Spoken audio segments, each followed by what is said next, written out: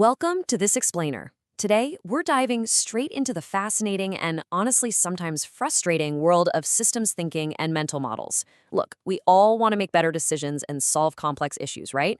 But if we aren't super careful, our brilliant fixes can actually trigger disastrous unintended consequences. So we're going to learn exactly how to avoid doing that. Let's kick things off right out of the gate with a really wild historical story from colonial Delhi. It perfectly illustrates why well-intentioned solutions often make things much, much worse.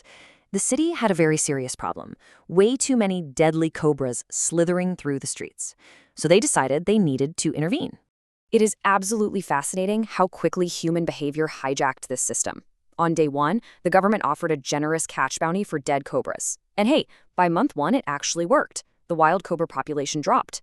But then, by month three, people got a little entrepreneurial. They realized they could make easy cash by just breeding cobras right in their own homes. When local authorities finally caught on to this little scheme around month six, they logically canceled the bounty. But then the breeders did a logical thing too. They released all their now valueless cobras right back into the city. This hilariously tragic timeline actually coined the term the cobra effect, which is what happens when your attempt to fix a problem literally exacerbates it. And this brilliantly illustrates a pattern that happens everywhere. We saw the exact same thing play out in Mexico City in the late 1980s. To fight extreme smog, the government banned 20% of cars one day a week based on license plates. The intended consequence? Get people taking public transit. The actual consequence? Residents bought a bunch of dirt-cheap, highly polluting second cars with different license plates, just so they could drive on their restricted days. They essentially released their own metaphorical cobras into the streets, in the form of these smog-belching cars, making the air quality even worse than before. So to prevent these kinds of disasters in our own lives, we're going to unpack a toolkit of 5 specific mental frameworks for this explainer: solving the wrong problem, the metric trap, Chesterton's fence, second-order thinking, and first principles thinking. Let's jump in. Framework number 1, solving the wrong problem: why we miss the mark. Before we can even begin to find a solution, we really have to understand the psychology of why we constantly rush into solving the wrong thing entirely. It's like we're playing an endless game of whack-a-mole, right? You see a symptom pop up, you whack it down, and bam, another one pops up somewhere else. We spend all our energy treating surface-level symptoms rather than doing the hard, uncomfortable work of diagnosing the actual underlying root causes. So why do we fail to diagnose? Well, we jump at the very first obvious issue because taking quick action just feels comforting. It genuinely feels better to be moving and doing something than just sitting there in the messiness of the problem. We also automatically reuse familiar solutions. You know the saying, if you have a hammer, everything looks like a nail. And dangerously, our confidence increases as we build momentum well before we actually test if our direction is even right. Ultimately, we end up defining the problem to perfectly fit our preferred solution.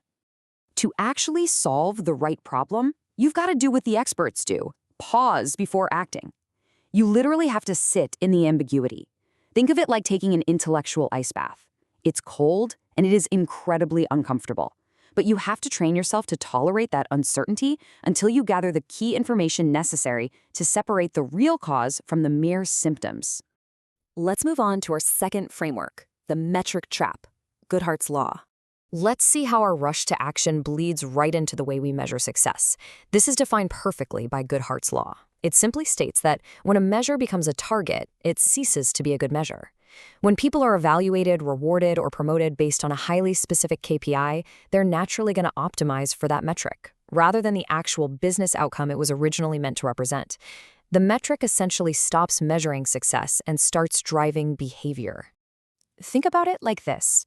If your target is the sheer number of sales calls made, reps will rush through low-quality calls.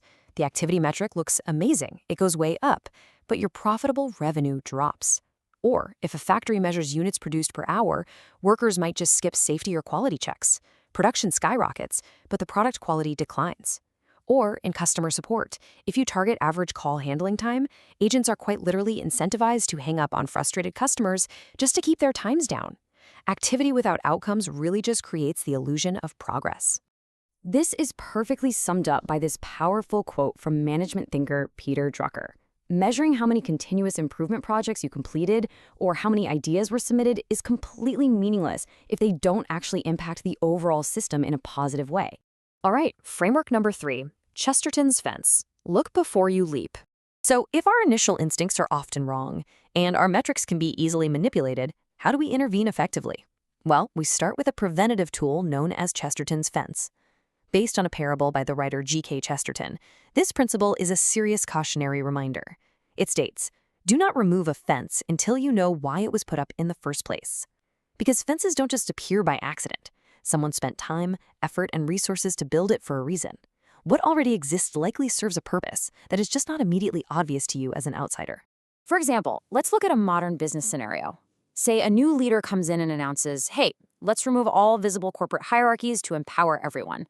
That sounds great, but that is tearing down a fence. If you remove that hierarchy without understanding why it existed in the first place, which was likely to provide clear accountability, you don't get a flat utopia. Instead, a chaotic, invisible hierarchy of domineering and charismatic personalities naturally takes its place. You absolutely have to understand the ecosystem before you try to change it. That brings us to framework number 4, second-order thinking, thinking past the first step.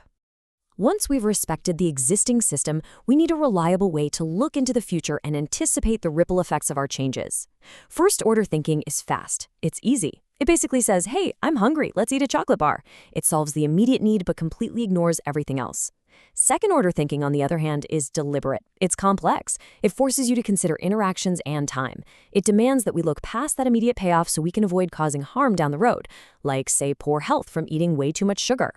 The absolute best way to trigger this second-order thinking is to constantly, relentlessly ask yourself, and then what? What are the consequences of this action in 10 minutes, in 10 months, in 10 years? By repeatedly asking this exact question, you outthink the competition. You end up discovering solutions that might be highly difficult or unappealing right now, but are going to be massively positive in the long term. And that is a space where most first-order thinkers will never, ever even compete. And finally, framework number 5, first principles thinking, building from scratch. Now, if Chesterton's fence tells us to respect the past, First Principles gives us the freedom to build a completely new future. Popularized by SpaceX and Tesla founder Elon Musk, First Principles thinking is a problem-solving approach where you break complex problems down into their absolute, basic, undeniable, fundamental truths. Instead of asking, how do we make rockets slightly cheaper, Musk asked, what are rockets fundamentally made of? He realized that by stripping away all the industry assumptions and just purchasing the raw materials like aerospace-grade aluminum and titanium directly, he could manufacture rockets entirely in-house for a fraction of the traditional cost. Here is exactly how you can apply this in 3 simple steps. First, identify and define your current assumptions. Second, break down the problem into its fundamental principles. And third, create new solutions entirely from scratch. By stripping away all the clutter and baggage of traditional solutions, you can build incredibly innovative answers that are completely free from preconceived notions. And this brilliantly illustrates that this concept isn't just for building literal, reusable rockets. Take something like user experience design.